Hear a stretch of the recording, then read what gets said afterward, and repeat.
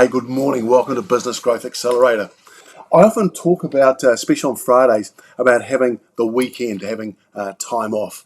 And, sometimes we get so inundated that we just continue doing the same thing. So Friday morphs into Saturday and Saturday morphs into Sunday. And we're doing the same things during the weekend. Is that what we're doing during the week?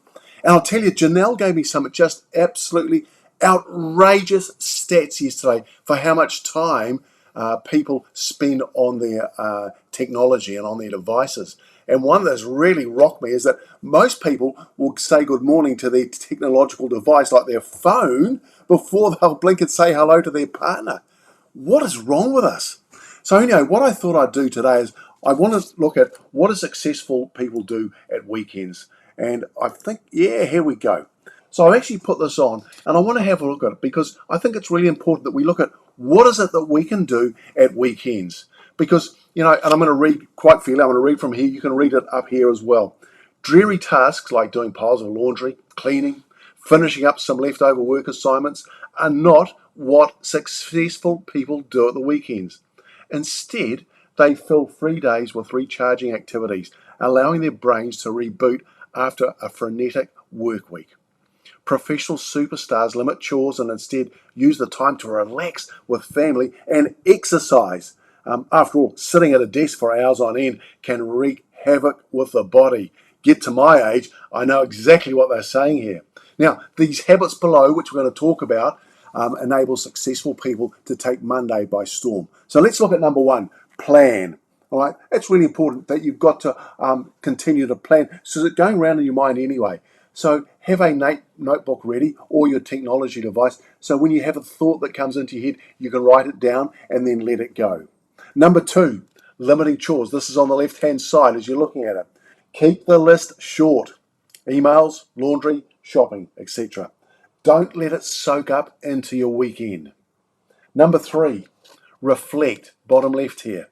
How are your goals progressing? Get it into the unconscious mind to understand how the unconscious is helping you to achieve your goals. What can you do next week to take a big step forward? Number four, really importantly, mixing and bonding, mixing and mingling. Socializing boosts happiness. It's a known fact. All right, the scientists have said the more friends that we have, the happier we can be. And they're not just Facebook friends. All right, they're real friends that you can go and have a face-to-face coffee with. You can shake their hand when we're allowed. That you can see their body language, listen to their tonalities. And spending quality family time. Now, I know some of you may not enjoy your family time, so if you don't want to spend quality family time, spend quality friend time. All right, going to number five, unplug. Really important. Unplug. Take a break from all these screens that you're looking at all the time. And at the very least, take a walk without your phone. Because if someone wants to get you and the phone rings, that blows the walk away. Okay? So, number six, recharge. Do something that recharges you. Could be reading, could be exercise, could be walking. It could be having a really nice cup of coffee sitting outside. So do that.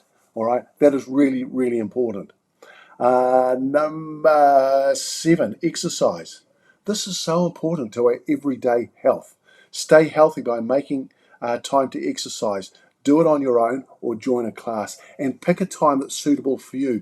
For me, I have to go in the morning. If I don't do it in the morning, I'm not going to do it during the day because everything else will get in the way. So I'm up at 5 most mornings where I'm doing some form of exercise, even if it's just a walk. Really simple.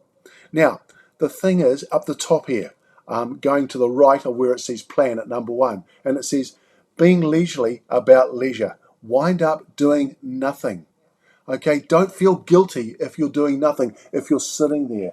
Sometimes that's what we need. And you don't have to schedule every moment.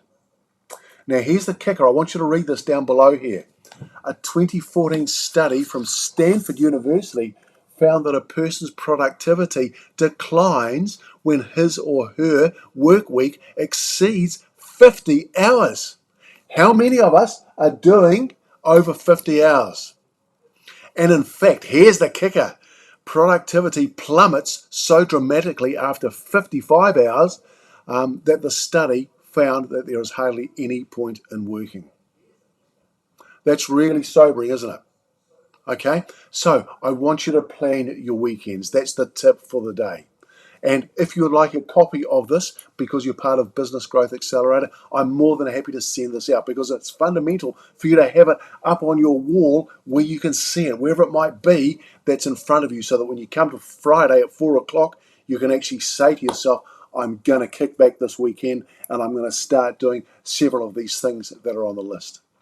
Enjoy Friday, getting ready for the weekend, and I really look forward to your comments as to what you did over the weekend to unplug and recharge yourself, the little bit of exercise, what mixing and mingling that you did, and ensuring you're limiting the chores. That doesn't mean to say you don't or you stop doing the chores. What it means is you limit the chores so you spend quality time with family and friends.